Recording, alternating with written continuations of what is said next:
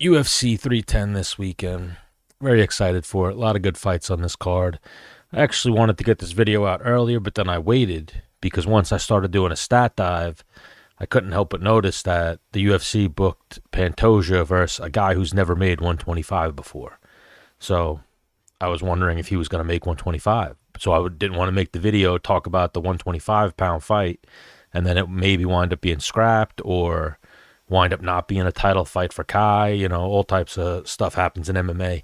But I was looking at it, and Asakura Kai, I'm not sure if I'm pronouncing his last name right, but has never made 125 ever. Made it this morning, but never made 125 before this. He's made 126, a little bit under 126, but fought most of his career at 135, so I was a little bit unsure of if in his first UFC fight, his first ever time cutting down to 125, making championship weight, he was going to be able to do it, but all reports were good. He looked a little sucked out on the scale, but he made it, and we got a championship title fight. So let's look at the card. We'll look at some of the bets that could possibly be made, try to find a good parlay in there, and we'll just, break down the fights a little bit. So one thing I noticed was at the press conference that they had the other day, the crowd was very empty. A lot of people were panning around with their cameras, and I don't know if that's going to be indicative of, or whatever the word would be, to show how this card's going to do pay-per-view wise.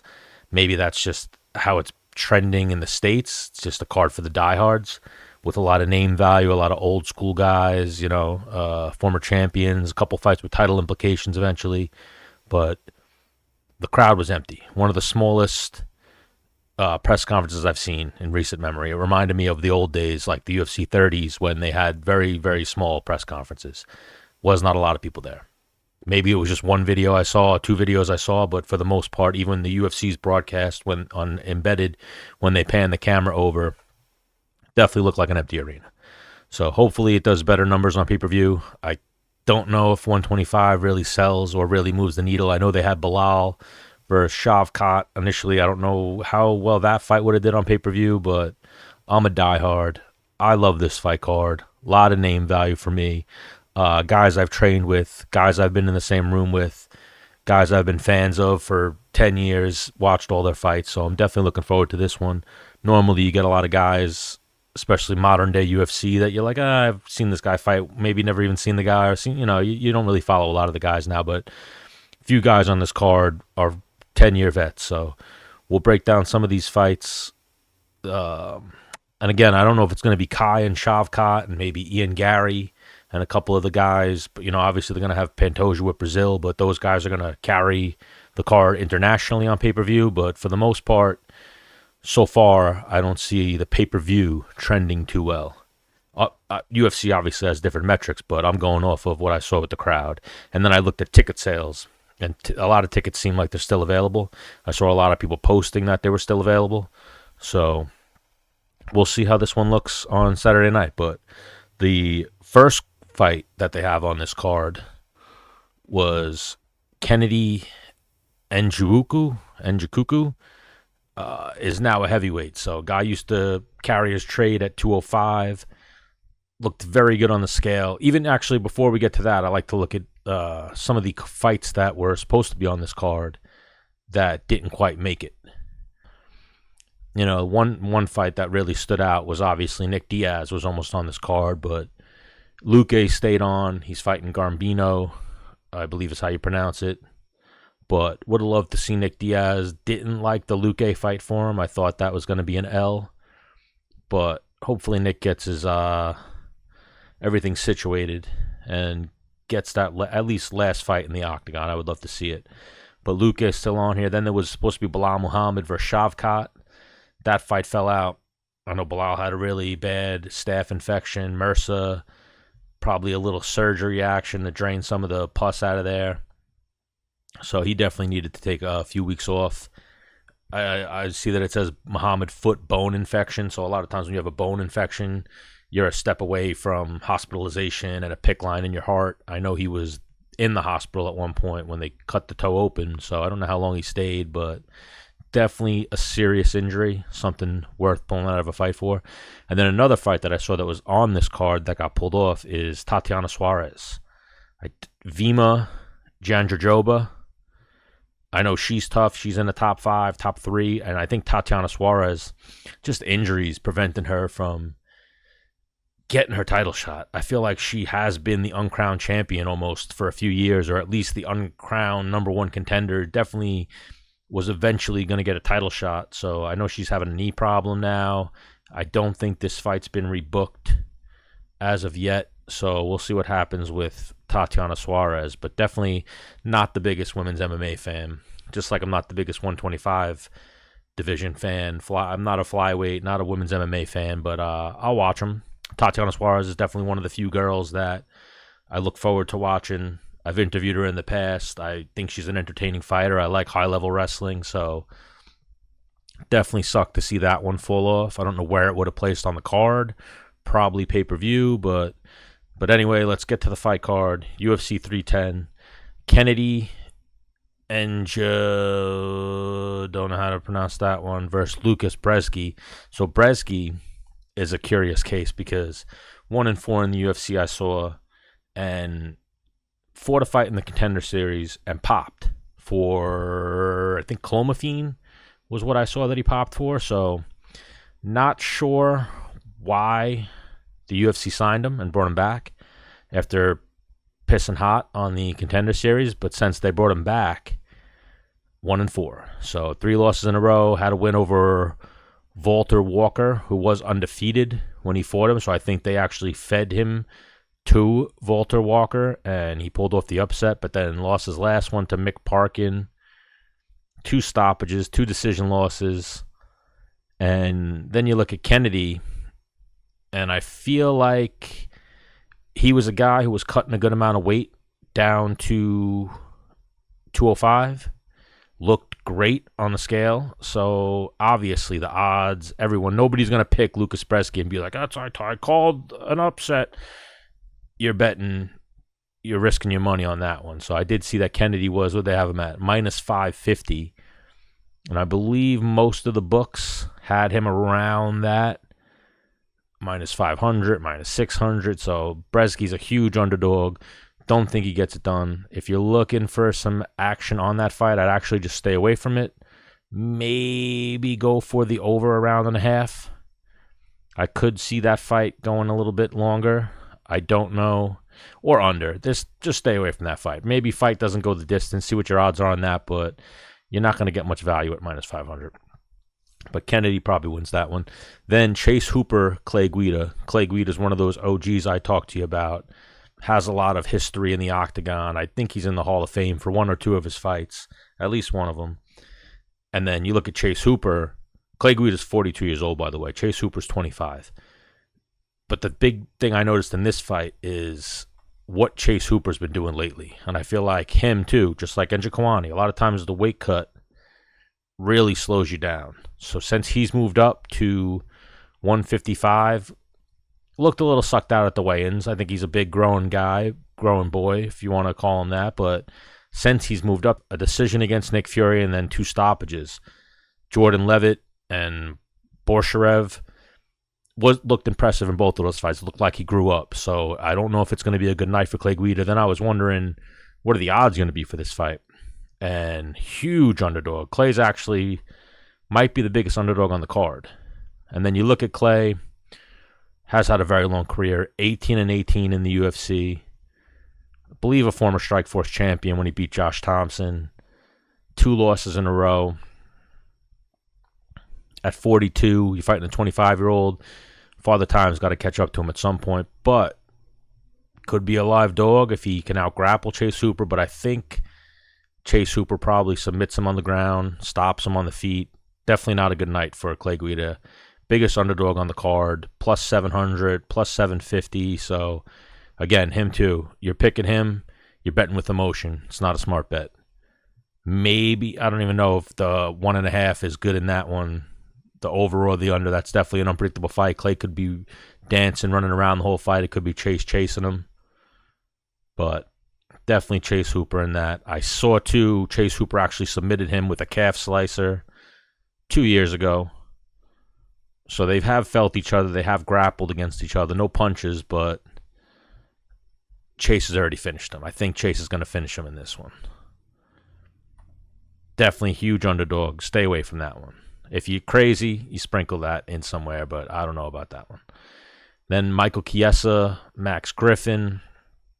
Now, years ago, this one would have been an easy fight to pick. I think he would have been like Chiesa all day, but now Chiesa was on a streak, hit that little rough patch, and then his only win recently is Tony Ferguson. We've seen what happened with Tony Ferguson, so he's one of the losses in Tony Ferguson's losing streak. Definitely not a win that tells me that you're still ready to do things in the octagon. Max Griffin, also old. So what was Chiesa? 37.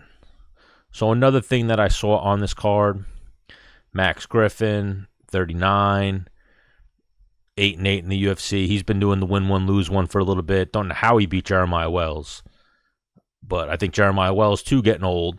Like, there's that one statistic of champions, and now this is only champions, but champions over 35 are like under heavyweight.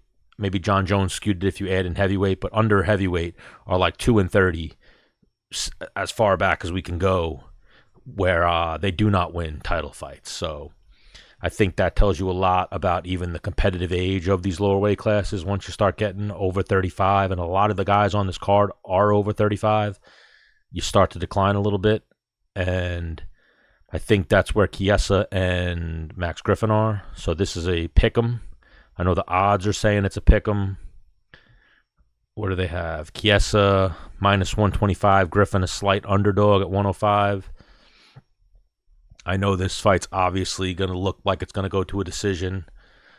Both are capable of pulling off a finish, but more than likely, I don't know about that. I feel like Chiesa gets submitted by good grapplers. I don't know if Griffin is a good grappler, probably has a striking advantage, but Chiesa's weird with that. Some nights he looks great with his striking, some nights he looks terrible. So we'll see what happens here. It's also going to come down to age and who's ready to hang it up. So I think this could be one of those cards where we see a couple of guys last fights on this UFC 310 card. I could see a couple of guys potentially putting their gloves down in the octagon. Maybe one of these two. So obviously, a lot of fighters are going to ride it till the wheels fall off, but both getting up there in age. I want to pick with my emotion as well as who I think is going to win the fight. I'm going to go with Chiesa. I like Chiesa. Spoken to him a lot in the past. Definitely root for him when he fights. I'm going to go Chiesa on that one. Wouldn't be surprised if Griffin wins it, though. Then another one. Cody Durden versus Josh Van, 125-pound fight. I'm leaning towards Cody Durden. He is the underdog. Van's young. I believe he's 23. But I'm leaning towards Cody Durden simply because I know Cody Durden trains at American Top Team. So this camp was Cody Durden training with the champ, Pantoja. And I know that they get rounds in. I know that they've been very good friends, training partners for a few years now. 33. Did he lose his last one? Oh, no, he won his last one against Matt Schnell, but lost 2 before that. Rear naked choke, uppercut to ground strikes. I know he was looking more. Wasn't pushing his grappling in either one of those fights, as far as I remember. I don't really remember the Tigar Ulenkabeg fight, but before that, had a couple wins in a row. Was looking good. Other than the loss to Mokaev, but we'll get to him later when we start talking about how there's no title challengers left for Pantoja. But Cody Durden was looking good. And then I remember interviewing him one time. He said he'll never fight Pantoja. So even if he reels off a win streak, if Pantoja's the champion, he doesn't want to fight Pantoja. But fighting Joshua Van, 33 versus 23, I feel like we've seen some holes in Joshua Van, but he's definitely a gamer, definitely tough, 4-1 in the UFC. That one loss to Charles Johnson, who's no scrub. Odds, again, Cody Durden, the underdog, so I like Cody Durden in this fight. I could see Van scoring a knockout. Cody Durden's been striking a little bit more with his opponents, but I think he implements a game plan, walks them down, gets some takedowns. I could see Cody Durden by decision in this one. Then, definitely a fight I'm really looking forward to is Weidman versus Anders.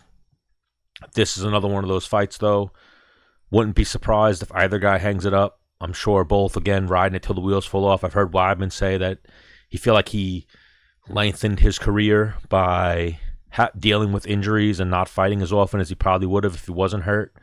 But again, he's had some rough road back to the octagon, a rough road as of lately in the octagon, however you want to put it. The broken leg, the losses. He did have that fight against Bruno Silva. I don't think he looked good in that fight.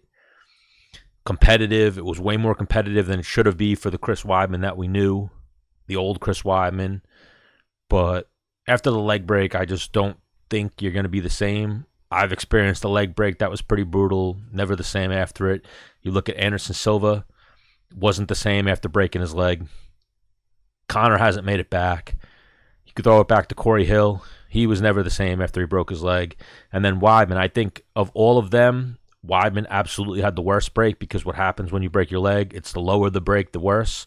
So Conor, too, had it pretty bad, but I think Conor didn't shatter his the way that Weidman broke his. And then Weidman had a compound. So when you have the risk of infection, and I know Weidman caught a few infections, it really sets you back, really messes with your head, really more trips to the hospital, more surgeries. So I think he has, like, I forget the number he said, at least a handful of surgeries on this leg. So it's been a long road back for him. I heard him say before the Brad Tavares fight, he was planning on throwing the leg kick, and then his brain just wouldn't let him. So that's always going to be in the back of his mind. And it's a really tough thing to come back from. So I've heard Eryk Anders talk about having a drug problem, now being in recovery, or I guess it would be in recovery, but no longer using drugs or abusing drugs. Don't know how that's going to affect his career. I think a lot of times, especially if a guy is doing something his whole career, once he comes off it, he's almost a different person, different fighter, different athlete. Definitely a changed man, and to change your whole lifestyle for the better, but, you know, a lot's different probably for him now, and I think he's up there in age too. So both of these guys as well, up there in age. I think 40 for Weidman, if I'm not mistaken. Let's see. Pop up. But I think 40 for Weidman and 37 for Eryk Anders. So you want to 40 for Weidman. You want to kind of lean towards the younger guy, especially when the guy's 40. Weidman, though, has always been fighting at a high level. So you know he's skilled. You know he's game. You know he's got heart. Eryk Anders, 37. He won his last fight. Weidman won his last fight. My heart, I want to go with Weidman. I'm from Long Island. I've, known Weidman in passing through the years. Always rooted for him, but that leg break is so hard to come back from. And again, as someone who broke their leg viciously, I root for him. I want to see him come back. I was rooting for him against Bruno Silva, but the whole time I felt like I was on the edge of my seat waiting for something bad to happen. And I feel like that became the story of Weidman's career for a little bit. He had the Omari Akhmedov win, but he's not even in the UFC anymore. And yeah, definitely going to be a tough bout. I like the matchmaking, that the UFC didn't feed him, a young killer. They fed him an old killer, but leaning towards Anders. I hope Weidman could pull it off. I know Weidman's the underdog. Oh, no. I pick him. A coin flip of a fight. I'm seeing even odds, both minus 115. So I don't know about that one, but want Weidman to win, leaning Anders. Probably stay away from it. It's one of those fights. A wise man once told me never bet with emotion, so you always try to stay away from those fights, which brings me into the next one where I would actually be betting with a little bit of emotion. Randy Brown, known him, trained with him in the past, have mutual friends. Randy Brown fighting Bryan Battle. I saw at the weigh-ins, Bryan Battle missed by 4 pounds, so I think Randy's going to get 20% of his purse, but I know Bryan Battle was a slight favorite, and I was surprised by that, considering Randy's been in the UFC for so long. But the thing with Randy has always been he gets these win streaks, and then he loses that fight. He gets this win streak, and then he loses that fight. Bryan Battle hasn't been in the UFC as long, but the time he stepped up to that next level of competition, he did suffer a loss. So I'm hoping that right here it winds up being that as well. Rooting for Randy Brown. He's where you want to put your money because he's an underdog, a live underdog. Battle had trouble with the weight cut, missed weight, but Battle's looked pretty good, scary in his wins so far. And then I remember the one fight, he should have another win, but it got changed to a no contest. He was on his way to finishing Angelusa, but all finishes other than the Lusa fight in his wins. A head kick knockout, a right hook knockout, rear naked choke, punches, a TKO. So, but now again, Randy Brown's that level of competition, the step up here. So we'll see what happens with this one. Rooting for Randy Brown, putting my money on Randy Brown. I like Randy Brown as an underdog. I think he gets it done against Battle, especially with Battle missing weight. So rooting for Randy Brown. And again, very live underdog. Minus 220 for Battle, plus 185 for Randy Brown. I like those odds for Randy Brown. How often do you see Randy Brown as an underdog? And then next fight, and you could even stop right here, absolutely should be on the main card. This is a complete travesty. No idea how this happened. They really must not like Evloev. They do not like Aljamain. They've already kind of shown it that they have a little bit of, I don't want to say animosity, but distaste, disdain. He doesn't get the former champion treatment that he should, and even the arguably greatest bantamweight of all time. I've said it before in comments on YouTube. He's 100% in the conversation of the greatest bantamweight of all time. I think he's the most winning bantamweight. He might have the most title defenses at bantamweight. He's in the conversation.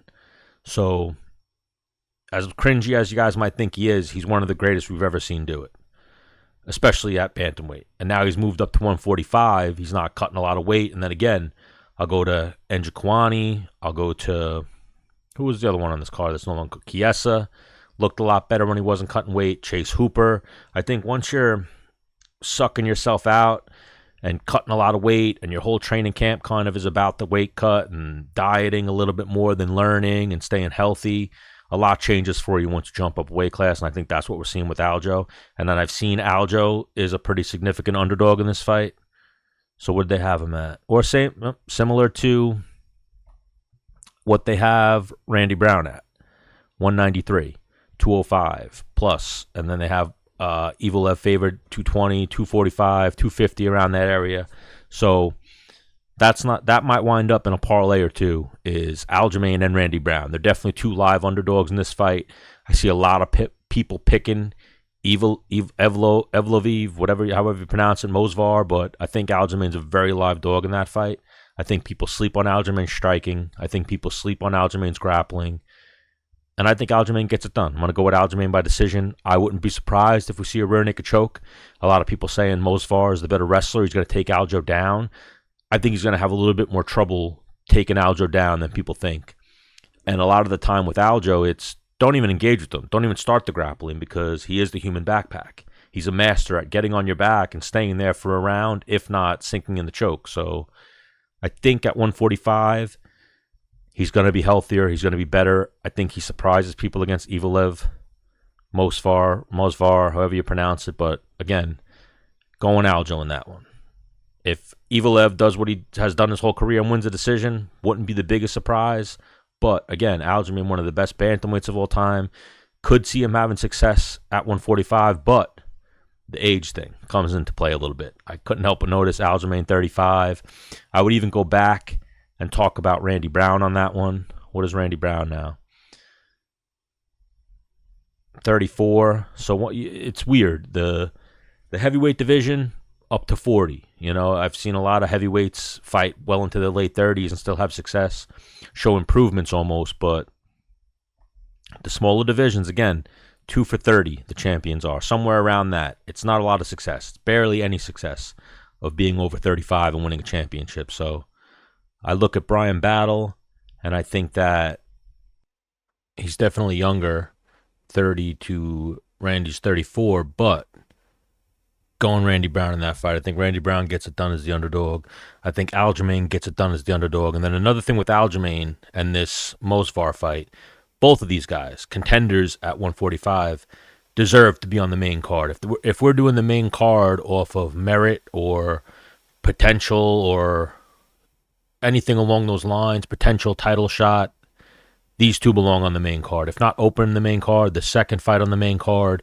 There is no realm of reality where Nate Landwehr versus Dong-Ho Choi or Bryce Mitchell and Kron Gracie deserve to be above this fight.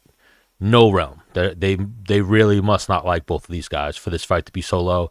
Maybe they're trying to give it away on free TV or cable TV so that way more people see it, and maybe that's their mission to build the fight into the potential next fight for these guys into something bigger. But if we're going off merit and we put the best fighters on the main card, these guys should have been on the main card. Maybe they're just going for let me bang bro type fights on the main card, thinking that's what people want to see. But I think a lot of people thought that Aljamain was shafted here and Movsar was shafted here, and they should have gotten some main card love. But again, like Aljamain, like Randy Brown, might be throwing them in a parlay and hoping for the best.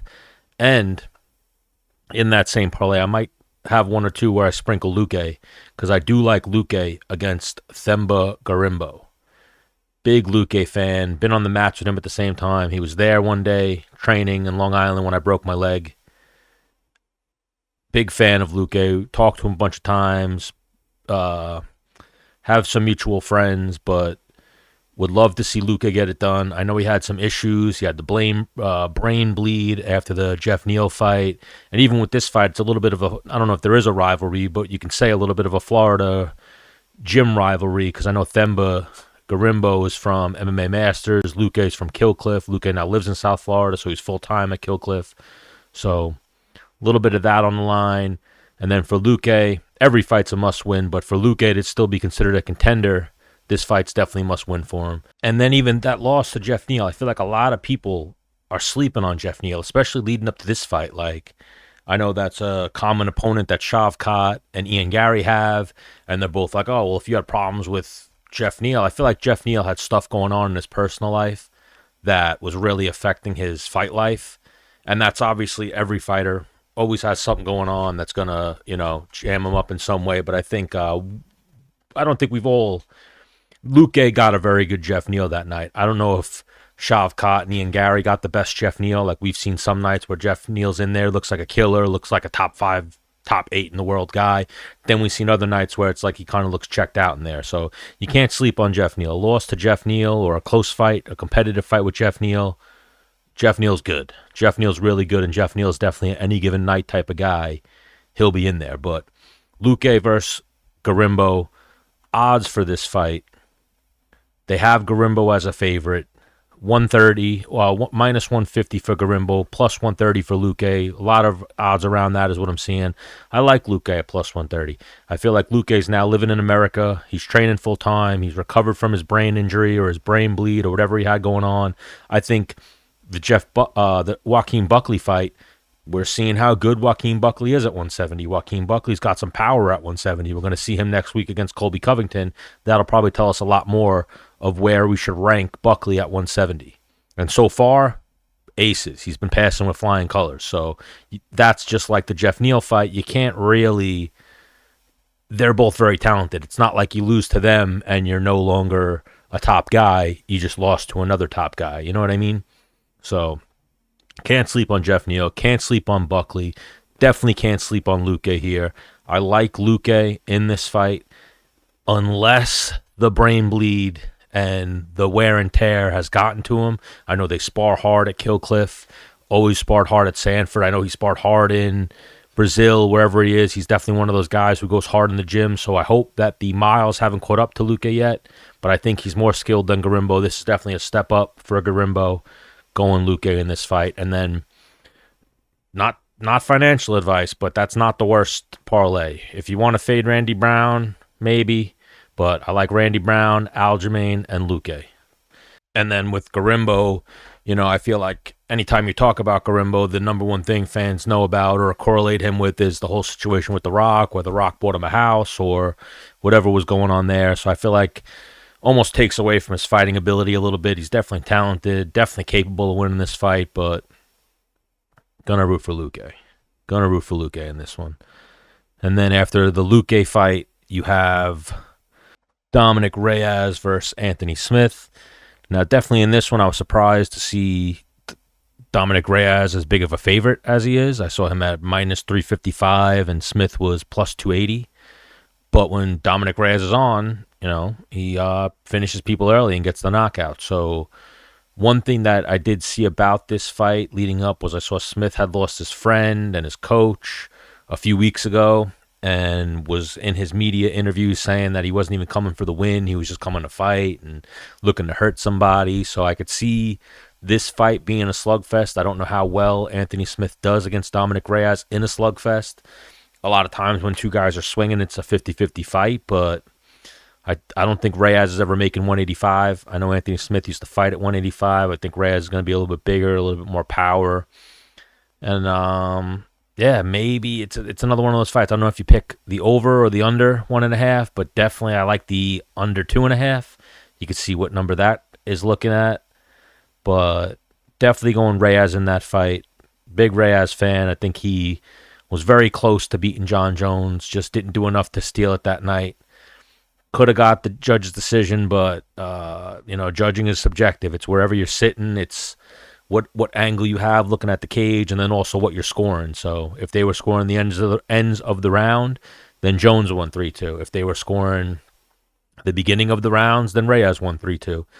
That fight came down to that third round, which I think Reyes did enough. It was close, but watching it on screen and what we see on the pay-per-view and what you see on the video after, that camera angle is way different than a judge has. A judge has a terrible view. They're always looking. There's people in the way. There's a lot going on. So you got to really be dialed in when you're judging a fight. And I think that was something that maybe happened that night, is maybe the judges just didn't have the right angle, the same angle that we had as the home viewer. But go rewatch that third round. It's how do you score the end of the round that I think really played a factor in that. And Jones was coming on, but I like Reyes here against Smith. Gonna go with Reyes by KO. And that's what I'm hoping happens as well. And then we got the main card where we have Nate Landwehr versus Dong Ho Choi. No idea why this fight's on the main card other than it's probably going to end in a knockout and both guys are going to bang. I think Dong Ho Choi is in the Hall of Fame with one of his fights. Nate Landwehr always is swinging for the fences. So I guess that's why they put it over, potentially Weidman's last fight and put it over Evloev versus Aljamain. But if you're looking at this fight on paper, neither one of these guys are ever going to be a champion. Neither one of these guys are ever going to have a title shot. And I think the same thing with Bryce Mitchell versus Kron Gracie. So should they really be on the main card? I get it. You want an action main card. You don't want to have people pay $70 and then it be a card full of decisions. But if we're doing it on merit and we're doing it on what they've done in the sport and where they might still be going, granted, Weidman might be retiring, but I think him on pay-per-view laying his gloves down is good TV or good pay-per-view. But definitely Aljamain versus Evloev should have been on the main card. But Landwehr, Dong Ho Choi, I think everyone's going Landwehr. I think Dong Ho Choi was off for a couple of years. I forget. I think maybe 3 years he took off. He was on a little bit of a losing streak. Once the competition stepped up for Dong Ho Choi, it got a lot harder for him. I think that Landwehr is just that cusp of competition for him where he's not going to be able to get past him. I think Landwehr's looked good his last few fights. And I think Landwehr. I'm going to go Landwehr by KO. And then seeing that fight, Landwehr was minus 130. Choi was plus 110. So if you like the underdog, you can go with Choi. Maybe look at some round bets in that one. And what else we got? And then after that one, you got Bryce Mitchell versus Kron Gracie. So this one, again, no idea why it's on the main card. Bryce Mitchell just got viciously knocked out in his last fight. Kron Gracie has looked horrible in his last two fights. You saw when he submitted Alex Caceres, you were like, oh, Kron Gracie might be a contender right now. And then I feel like either didn't have the training camps that he needed to or that was his height, but kind of has regressed now in his last two fights. And this is must win for him. I think Bryce Mitchell could lose this fight and still have a UFC contract. I don't know. I mean, I guess they're going to give Kron 3 or 4 losses, but if Kron loses this, I think he's done as far as any type of serious contender, any type of potential. I think he's a prelim fighter after this. Like, they're giving him an opportunity here, being on the pay-per-view, being Hicks and Gracie's son, but 3 losses in a row. And then if he loses to Bryce Mitchell, who, again, I don't think Bryce Mitchell's ever sniffing a title shot, it's not the best win or not the best loss. So must win for both guys. They're both grapplers. So, again, what we wind up seeing there, we might wind up seeing with Aljamain and Movsar, but I think Movsar is going to try to make it a grappling match with Aljamain. But you see 2 grapplers meet, they wind up just having a sloppy striking fight. So I think that's what we might see here, and I think Bryce Mitchell is the way better striker. What we've seen from Kron, we have seen a little bit of the Diaz, that Stockton style, but I don't know how effective that style is when you're not a Diaz brother. So gonna lean towards Mitchell. I did see some crazy props on the submissions. If either guy submits the other guy, I saw Kron Gracie was at plus 1,200 to submit Bryce Mitchell, and I think that is the more likely submission than Bryce Mitchell submitting Kron Gracie, unless he can gas Kron Gracie out and then catch him in something. But I feel like that guy was doing jiu-jitsu when he was a baby. So that's a live prop, possibly something to sprinkle, think about. But as far as picking this fight straight, what was he? They had Bryce Mitchell at minus 850. So you're not getting any value on your money at that one. But you might want to even just stay away from that one unless you're looking into props like submission or KO or something like that. But definitely going to go lean towards Bryce Mitchell in that one. Then Ciryl Gane versus Alexander Volkov rematch. I feel like Volkov has changed a little bit. Volkov's got this swag about him now. He's growing the hair out a little bit. He's had some good fights lately since the Ciryl Gane fight. The only fight he's lost is to, I believe, Tom Aspinall.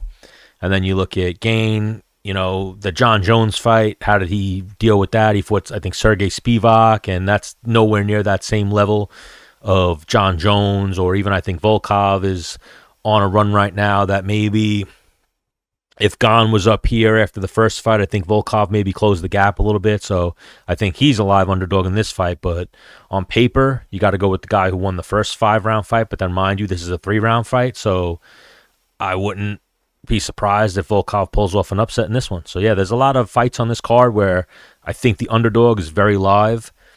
I think there's obvious underdog fights that you kind of stay away from, like Brzeski and Guida. Those could wind up being donations. But they're live, I guess you could say, too. Fighting's crazy, so underdogs always pull it out.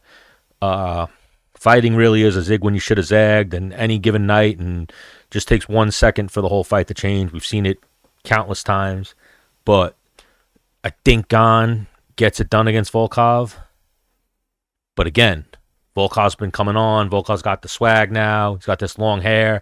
I saw one video where he was combing his hair in between the rounds, so I don't know about that one, especially at heavyweight. I don't think either one of these guys, though, are that heavyweight where it's going to end in the first minute and 30 seconds. So both of these guys are a little bit slow-paced in what they're doing and trying to work their length.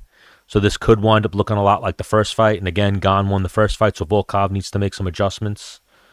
Gane also definitely did show that if he does have a weakness, it is his grappling. Getting out-grappled by John Jones, who everyone's going to get out-grappled by, and then getting out-grappled by Ngannou. So I wonder if Volkov chooses that route to try to beat Gane in this one. But live underdog, but you got to pick Gane because he won the first fight. Then we got the co-main event, Rakhmonov versus Ian Garry. It was supposed to be Rakhmonov versus Bilal for the title. Ian Garry steps in to try to steal Shavkat's title shot. I believe this fight's going to be 5 rounds. Very surprised at the odds. I saw the move a little bit. I feel like Ian Garry wasn't this big of an underdog. I feel like he was in the low 2s. Now I see plus 300. I see plus 275, plus 290, plus 310. And then you got Shavkat's minus 400, minus 395. So they made Ian Garry a pretty big underdog for this fight. And I feel like Ian Garry's a live dog as well. I know I keep saying that in this video, but undefeated. I feel like Shavkat's going to win. I'm leaning towards Shavkat. I think Shavkat actually knocks him out. But I could see a realm where Ian Garry point fights and stick and moves and dances around for 5 rounds and beat Shavkat on the scorecards. I think that Shavkat should take the fight to the ground instead of giving Garry a chance, but then even there, we haven't seen Garry's game really tested, but then if he was tested in the gym, and that's where Shavkat got him last time, he now trains with Damian Maia on the regular, what's his name, Charles Oliveira on the regular, so he's definitely got really good jiu-jitsu guys that he's going with that I'm sure even one session, let alone months, changes your game, especially MMA grappling and high-level jiu-jitsu guys he's working with. But I did see that one video that they were putting out of them sparring light, and then I did see another video of Shavkat sparring with, what's his name, Li Jinglang, and he was beating the shit out of Li Jinglang. That if he was going that hard in the video with Ian Garry, I wonder how that round goes. Because we know Gary's very rangy, keeps his distance, doesn't get into slug fights where it looks like Rakhmonov likes to bite down on his mouthpiece and start swinging. And now, I didn't hear any media address this. I heard Shavkat come out and say that I submitted him in training.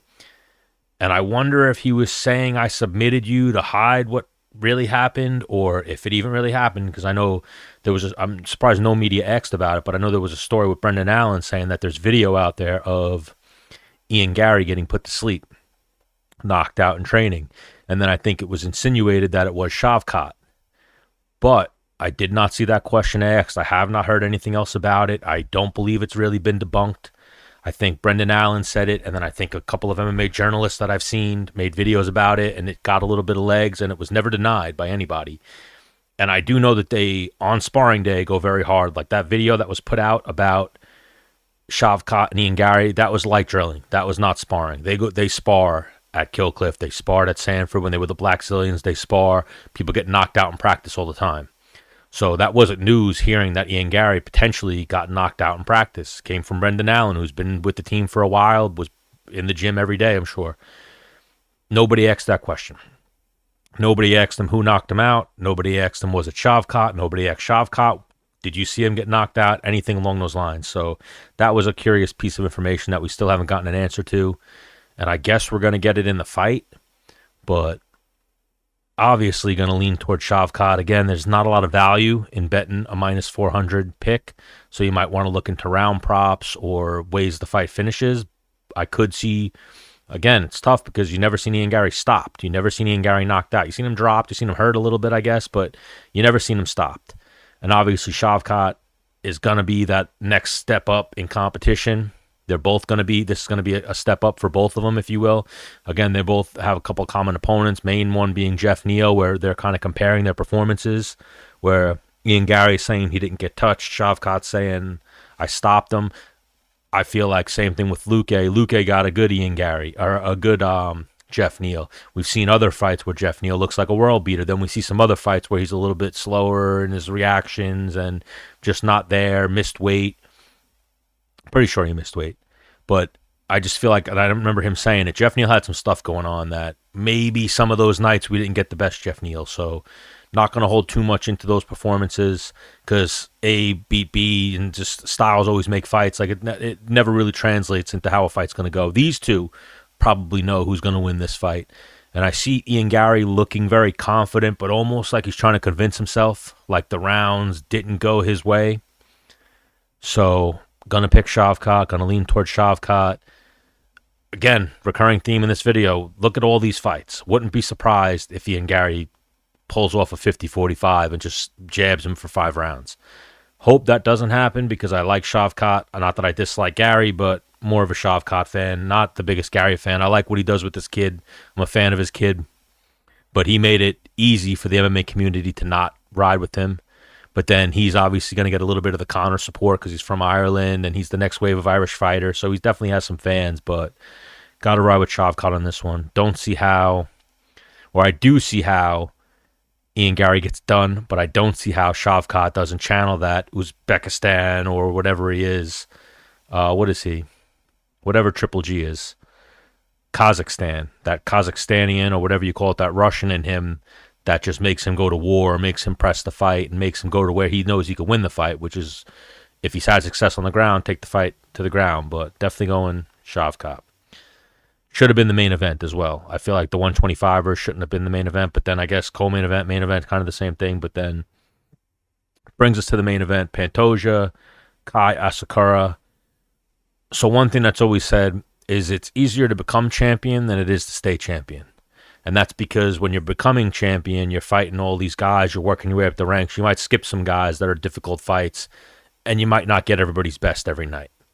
When you're the champion, you're getting everyone's championship performance, like they're zoned in. Either they choke, or you get that night where he's Buster Douglas and he's willing to die in there, and he has this chip on his shoulder that he's not going anywhere. And I feel like that's what we see more often than not in a guy's title shot. So that's what we're going to get here with Kai Asakura. He is a champion in other organizations, but like I was saying in the beginning of the video, has not made 125 in 7 years.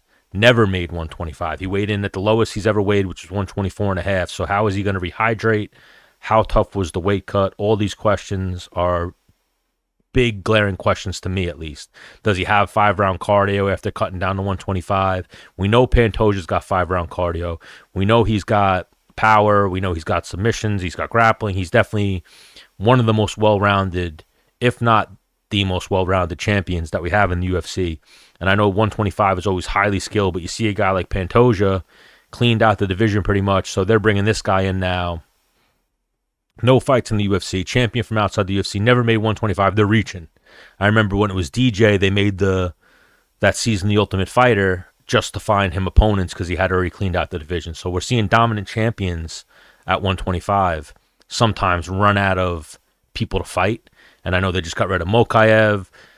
There's one other guy, I forget the guy, but there's one other guy at 125 that could potentially be a title fight contender coming up for Pantoja, but I think he's 12 or I think he's 4-0 in the UFC, so they didn't give the fight to him.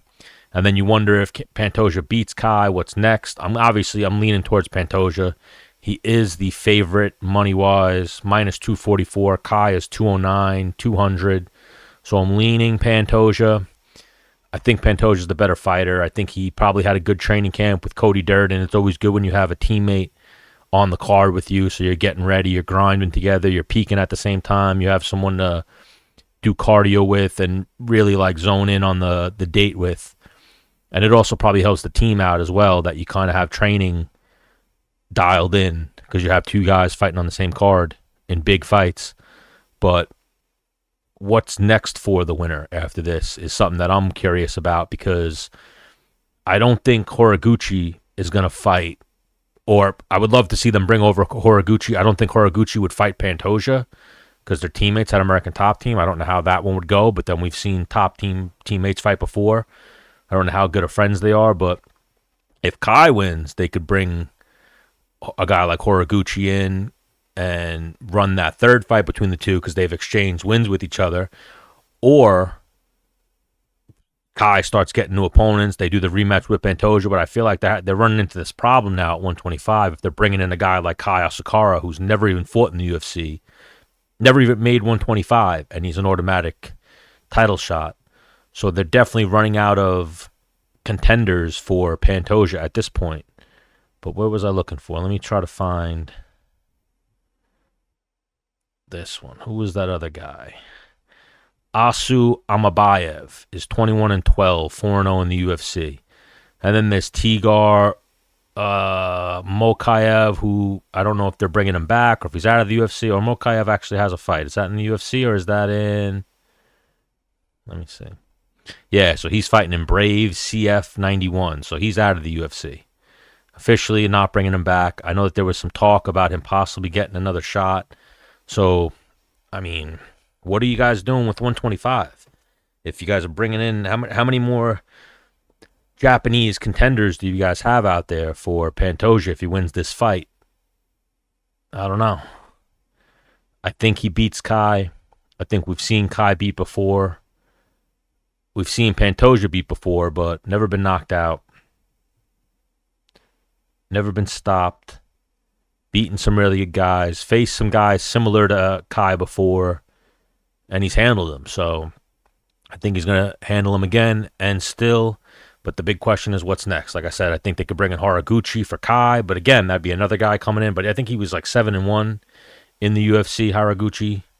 and a champion outside the UFC. So if they're just trying to get the best flyweights in the world, but then again, I don't think Pantoja and Haraguchi are going to be quick to fight each other. Maybe if it's for the UFC belt, but they definitely have some stuff going on at 125. If Pantoja wins and continues to clear out the division, they got nobody else. He's going to start doing a lap the third time around in the division.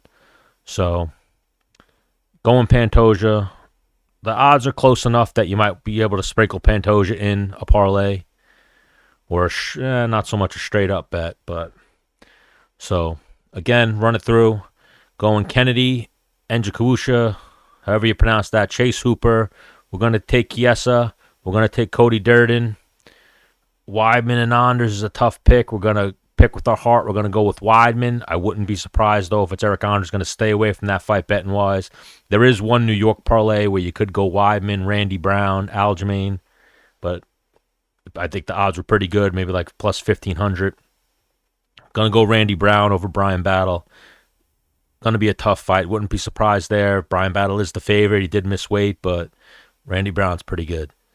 Aljamain, we're going to go with Aljamain over Movsar. Again, another one of those fights. Wouldn't be surprised if Evloev takes it, but Aljamain's really good. Former champion. Luque, another slight underdog. We're going to pick him over Gorimbo.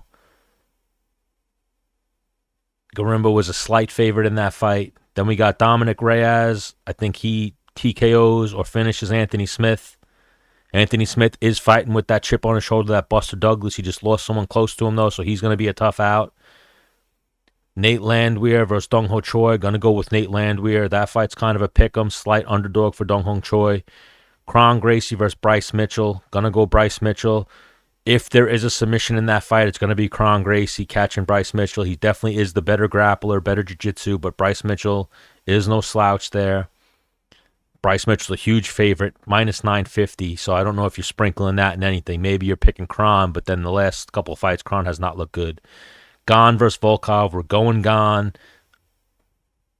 Don't be mad at yourself if you pick Volkov and he loses, but then again, he's live in that fight. So he lost the first fight, but I think Volkov's looked really good lately. Garry versus Shavkat. We're going Shavkat.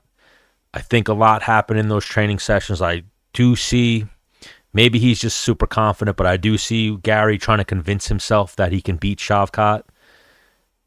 And Shavkat undefeated, Garry undefeated. Shavkat's finished everybody. I think he finishes Garry in this fight. And then Kai Asakura versus Pantoja. We're going to go Pantoja. I think he outclasses Kai. I think Kai's going to have UFC jitters. I think Kai's got a tough weight cut. I think it might be his first fight in America. First fight in the UFC. He's got a very tall order against him fighting Pantoja, who's one of the best flyweights we've seen. So UFC 310. Let me know some of your picks, some of your bets. A lot of these fights too, if you're not picking underdogs, definitely look at some round props. I could see Chase and Clay Guida, definitely a finish in that fight. I think Chase Hooper finishes him. It's just how does he finish him? I could see Cody Durden versus Josh Van. Look into the round props of that, going over 1.5, over 2.5. I think Cody Durden takes a decision in that one. I think Weidman and Anders, you look at that fight, I think that fight's going over a round and a half. I think Bryan Battle versus Randy Brown goes over a round and a half. I think everyone is trying to see what the odds are on Evloev versus Sterling going to a decision. Luque versus Gorimbo, I could see that fight going over a round and a half as well. Both guys are durable. Anthony Smith versus Reyes, I was thinking that fight was over a round and a half until I heard that Anthony Smith was coming in with a chip on his shoulder and dealing with a loss. So that's the question mark in that fight, is how is Anthony Smith going to fight?